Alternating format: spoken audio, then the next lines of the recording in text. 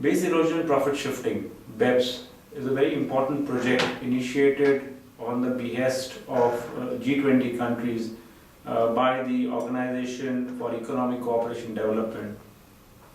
The G20 of course includes India, and that is why the entire development on BEPS is very important from an India perspective. One of the important aspects that was introduced in the action plan that was released on September 16 was pertaining to global documentation. What the countries seem to have agreed to is a common set of template which would be a global documentation which has to be put together by the taxpayers. This will be primarily a three-tiered documentation which would cover a master file, a local file and a country-by-country documentation. What is important and a novel concept is the country-by-country documentation, which covers information on various jurisdictions where a taxpayer operates and the kind of details of that particular location as such. If one has to really look at it as to what was the draft earlier, this particular template has really been moderated. This is because of the various recommendations and suggestions that came across the board from industry and from taxpayers alike.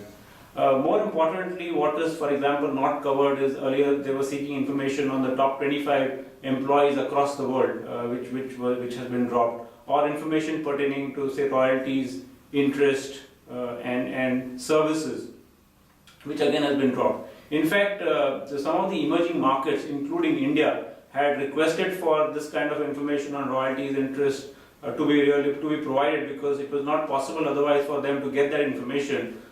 This actually seems to have not found place in the final document, the final template that has been put up.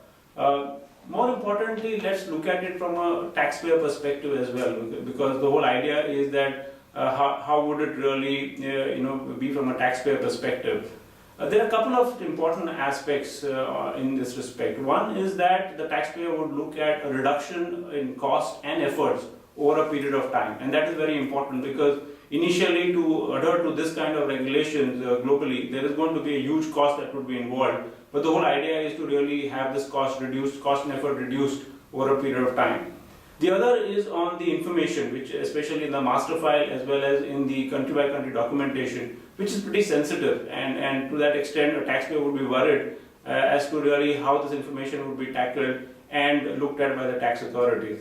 In fact, this is one of the reasons why this particular development is in a draft form, because the OECD would like to really further do detailed work in terms of the mode and the manner in which this information has to be provided by the taxpayer to the tax authorities.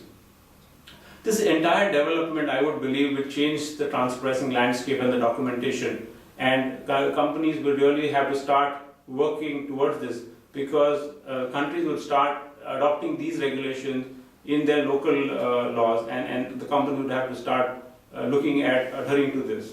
Thank you.